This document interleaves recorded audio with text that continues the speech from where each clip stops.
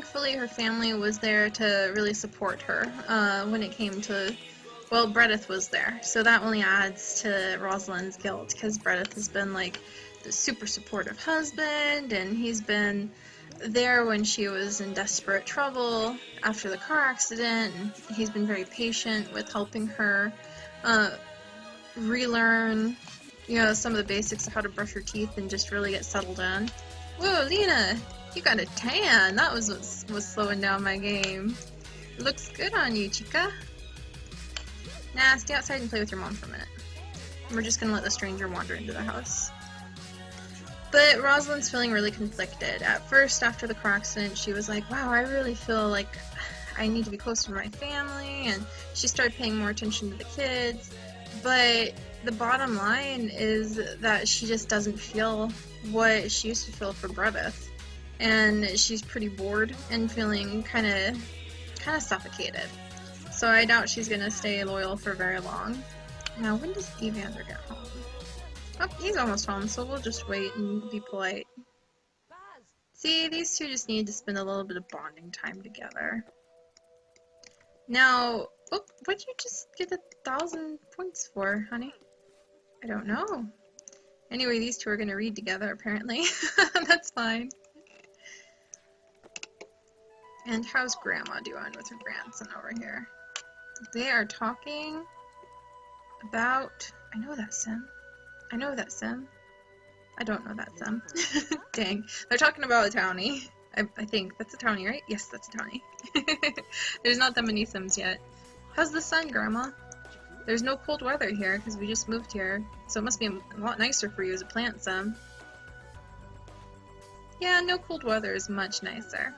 The sun just feels so good on my old roots.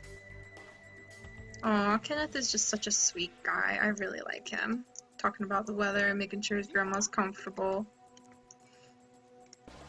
Oh, Lena! How'd you get downstairs?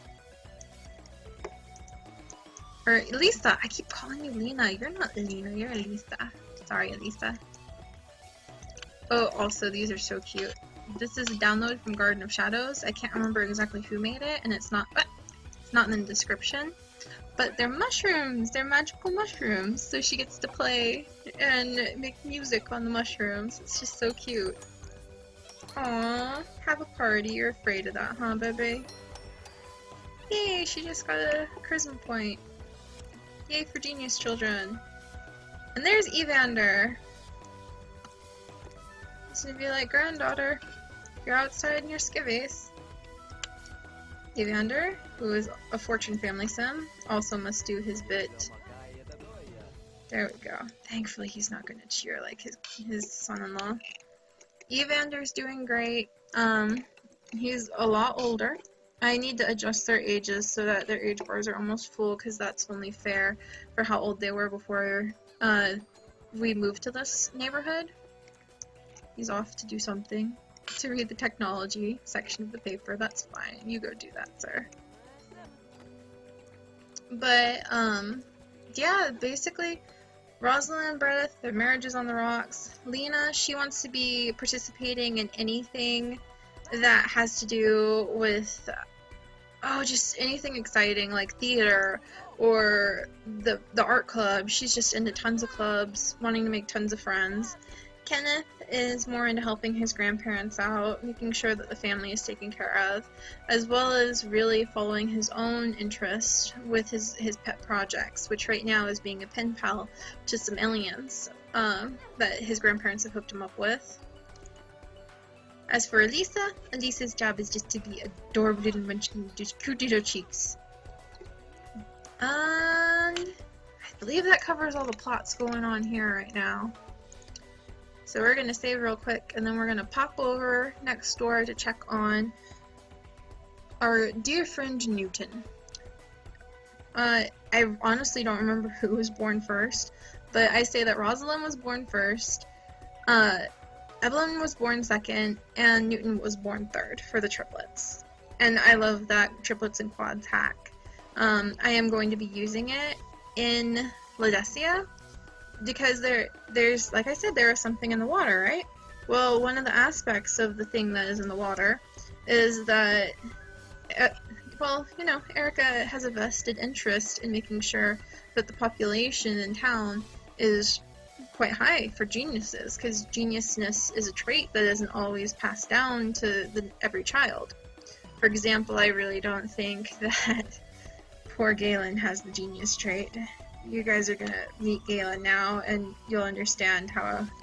I'm sorry, Galen. I'm trying. This is the Newton branch.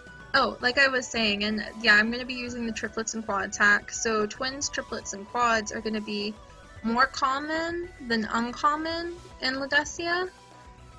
Probably resulting in, like, Sims having a litter, and they're like, okay, I had 4, I'm done.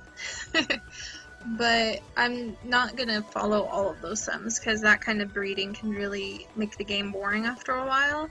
I'm going to be immigrating a lot of Sims out and just keeping the ones who have roles to play or who are interesting or who everyone loves. I have favorites. Leon over there, the teenager of, the eldest and the teenager of Newton and Valerie, he's really cool to me, even though he's about as evil as it gets. Oh, and there's Newton. Isn't he cute? Look at those big old eyes. Newton has been one of my favorites for years. Obviously, because I've had him around for years. I mean, did you guys see how he got struck by a satellite and saved by death by his mother? That was pretty cool. He also follows in his mother's footsteps as... Oh, he wants to be a plant sim. I'm going to have to give some serious thought to that. I'm going to lock that. I wonder if he should become a plant sim. Like I was saying, like, that might be something where his mother passes away and he gains the ability from the tree that she becomes. I should say, like, his mother metamorphoses, because I guess I'm saying that in my head, plant sims never die. I plan on, like, getting the tree and putting it down and then sticking the grave that Evelyn, or that Eureka is going to have when she passes away inside the tree, so that when her ghost comes out, it just looks like it's floating out of the tree. Her spirit is leaving her tree. And I really, oh man, I really want to make it so that the trees have the faces of the plant sim who passes away. You know, like they did in Disney's version of Pocahontas with the Mother Willow having a face on the tree. I really want the face of the sim who passed away with their eyes closed just to be on the tree, and the tree to be big and pretty. And I can't mesh. I've never really done much in terms of milk, what is it, like, milk carton? See, I know, body milk? Let's see, body shop, milk shape. I think milk shape is one of the meshing things I know. Like, I obviously am not an experienced mesher. It's something I want to try my hand at, but anyway, we'll have to think about that. So our adorable little Newton here, who also lost some skills, I'm saying that he just kind of got rusty in them, and he realized a lot of with the changing world around him, a lot of the knowledge that he had gained had unfortunately become outdated, and he needs to update all that. Also, because he moved to a new place, he insisted on his mother of starting in the ditches with all the other new researchers who come to Ledesia, so he's currently a lab assistant right now. Also, Valerie, who's sleeping upstairs because she's a sleepyhead, also restarted her career, which is a dolphin, which is the Hand of Poseidon, or I translate that into being like a ocean biologist master, because I don't think Poseidon is actually involved in her life. Oh, she wants to go on a mountain vacation. That would be going to our custom hood of Glacial Lakes. Maybe we'll do that.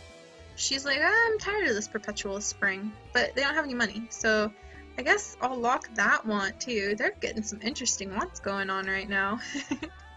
But she started over as a dolphin tank cleaner, and one day we'll gather the family up and I'll take them over to the aquarium so that you guys can see that, because it's a really beautiful lot. I'm trying to make it so that there's some functional skill gaining, friend mingling that can happen there too. The kids are all at school right now. Leon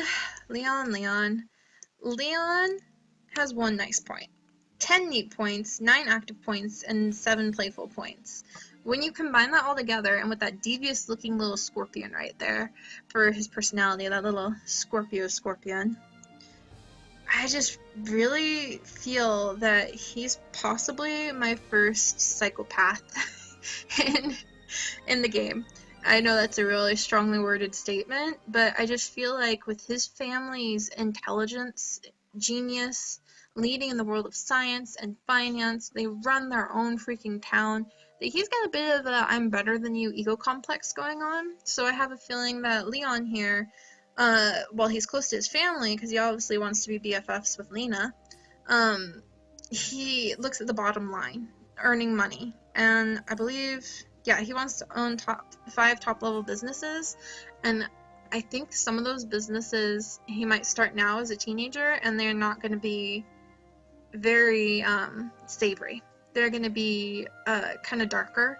I have a feeling that he might be involved in some underground black market skill trading, which I mean, if you guys want to know more about that now, you can ask me and I'd be happy to answer it, but we'll have to see. I think he might start running his own businesses out of warehouses, or like shady little tiny lots in the train station over in Oak Grove, and just getting into kind of nefarious practices. So we'll have to see what goes on there. Also, we have Alex. Alex is one of my favorites. I'm debating on what to do for his future, but he's very neat, very playful. He's a nice kid. He's really close to his grandparents. Not anymore, because all the relationships got forked when they got recreated for this hood, but he will be really close to his grandparents. And he's just a good kid. He loves animals, so his room over here with his twin is gonna be like stuffed full. See, there's some animals right there. It's gonna have, probably not here because it's too small, but I mean, we're talking about aquariums full of reptiles and hamsters, and he's gonna beg mom and dad for some cats and dogs to run around here. And he also loves cooking. He used to sneak out of bed at night and go sit in front of the TV to watch the cooking channel, and his hobby is cuisine. So he's really appealing to me. He's really adorable and sweet. And then we have Galen. Galen is Alex's twin. Galen wants to get an A+. Galen likes sports. And that is all I know about poor Galen. I have raised him with as much loving care as I have his siblings, his cousins, his parents, his grandparents, and Galen just comes off as very dull to me. I feel so bad. I said it out loud. I'm just like, he's a bunch of pixels. Of course he can't hear me, but I still feel guilty. But yeah, Galen, if you guys want to help me figure out what to do with Galen, that's hopefully not something traumatic like killing him off, you're more than welcome. While I ponder the problem of Galen, I'm going to back out so we can wrap this up, because it's been going on for quite a while, by popping over to Evelyn, Eureka's house, and seeing what the third triplet is getting up to and what dramas are going on in her life. So Galen, don't know what to do with that lad. I'm sure he's a cool kid. I'm sure. I just haven't had the opportunity to investigate anything interesting about him. I really, truly haven't. He just hasn't. He's just been like a wallflower. So if you guys know what to do with Galen, let me know. And this is Evelyn. And Evelyn has moved back from Japan into Ledesia to be closer to her family. Now, do you notice something interesting? There's just Evelyn and her twins here. That has a bit of a plot to it. If you guys were paying attention in the earlier video, I know it went by really quickly, but Evelyn's husband, Rio, is a famous politician, an up-and-coming rising star in what passes for Japan in my game. It can be not Japan, if that is more politically correct. I'm kind of nervous to be like, yeah, that's in Japan, but in my head it's in Japan. And the thing is, he's also a member of the underground mafia. And so those two jobs have a lot of conflict, and Evelyn she doesn't know about that, but she started getting more and more stressed with the way things were going, She was a superstar in Japan, but after she had her kids and as she aged, because you know she's not a young woman anymore, ignore the age bar, I have to reset it, so she's about halfway through her life, just like her twin, or her other triplet siblings, who, as you can tell, dress a little more adult. There's Rosalind grabbing a romance novel to read at her sister's house, and there's Newton. They're all here visiting with the welcome wagon. Oh my gosh, Rosalind, look, you have good company, because Dawn is also reading a romance book. Maybe they're comparing notes or tips or something. But yeah, Evelyn, she really was a very shy girl growing up. Becoming a superstar in Japan was totally an accident, kind of like her rebelling against her fate. She had done everything right. She had been a good girl. She had studied hard in school. But she just never found the true love that she always wished for. And so she just kind of went crazy and did really bold things that surprised her. And she ended up becoming a superstar. She started out as a voice actress and just kind of accidentally wound up being a celebrity. And she dated Rio, who she's still married to. He said that he has to stay, and see, they're triple boulders, which doesn't happen very often in this game right now. She's still married to him, still in love with him, and he said he just couldn't leave Japan, but she could go and visit with her family for a while, and he was actually relieved, because he almost got caught in a big scheme that he had going, and he wanted her and the kids out of the way so that he could focus on running his clan, his little mafia clan. And that's more important to him, but so are his kids, now that he has kids. The whole reason they got married was because she got pregnant. She thought he was her one true love. She thought that because she gave him her first kiss, her first woohoo, everything, that it meant that he really loved her too. He thought he had a cute celebrity fling going on, that he was gonna dump and move on, and when she got pregnant, he decided to go with it because it would look really bad in the news if this up-and-coming awesome, like, politician not only got a woman pregnant out of wedlock, but totally ditched her. So they lied about when she got pregnant, and they said that she wasn't pregnant, you know, like they announced the pregnancy after the wedding. And Evelyn even hid it from her family. And as the years have gone on, she's hidden more and more and more from her family until she won't even tell them really what's going on, that she and her husband have drifted apart, that she's in love with him but so confused that she really doubts now that he ever really loved her. She started to suspect that, and she started to see how insincere he is in giving time to his family, how the inconsistencies as the years go on just don't add up. But he is dedicated to his children, particularly his son, who he hopes one day that this little guy over here playing with his blocks with that big old smile, he hopes one day this little dude, whose name is Kale, K-A-I-L, will lead that mafia. So that poor little bitty dude right there is supposed to lead this big mafia in Japan and take up his father's role as his father before him and his father before him, and so on and so forth. And meanwhile, there's also Yuri, who's a really sweet little girl who's currently asleep in a dirty diaper. I'm so sorry, honey, I'm so sorry. She's got a really fun personality. She's full active, full playful, almost full nice. I pre-roll when the Sims are babies for... Oh, by the way, when I say roll, to decide their aspirations, I like to guide my Sims from birth on, so I don't fall in love with the Sim and be like, oh, this is the way they are. And then I roll a dice to decide what aspiration they have, and it's totally not something that I think fits their personality, and it really upsets me. So I roll a dice. I actually have a die within a die, so 2 dice in 1, that I use to determine what their aspirations are going to be, because you can now do 2 aspirations with the addition of free time. They can't select aspirations till their teenagehood, but I write it down and keep it stored elsewhere. And, ooh, actually, would you look at this? It looks like I'm looking at my notes right now, and it looks like I never rolled for these two. So we'll wrap this little Let's Play episode introducing you to all of the Eureka family. I know there's quite the clan. In fact, check this out. I love this. This is one of my favorite things to do. I step back and I go, oh look, here's little Yuri. There's her mama. Let's start with Grandma, Erica Eureka. Click that. Look at that. This is the Eureka clan. Oh, it's awesome. I do have a family tree for them on Family Echo. You can find a link to it on my Tumblr. I'll put a link to it in this video because I think it would really, like the description, because I think it would really help. But yeah, everyone's married and has kidlets.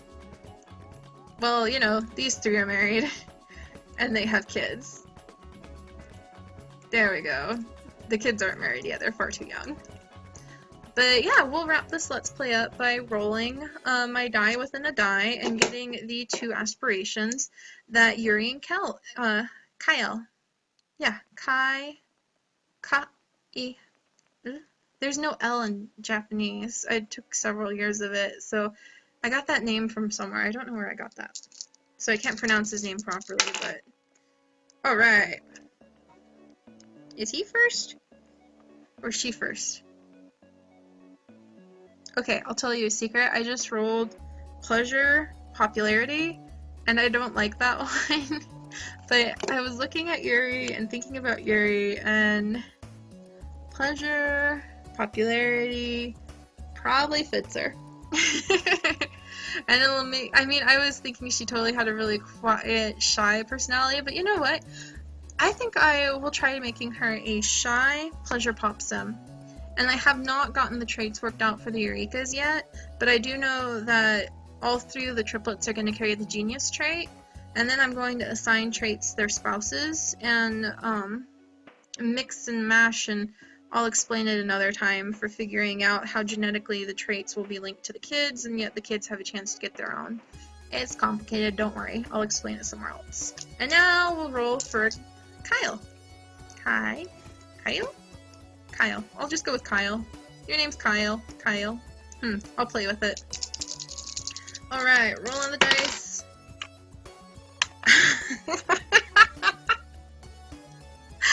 Oh, I got romance grilled cheese, which means that I rolled a 4 and I rolled a 4.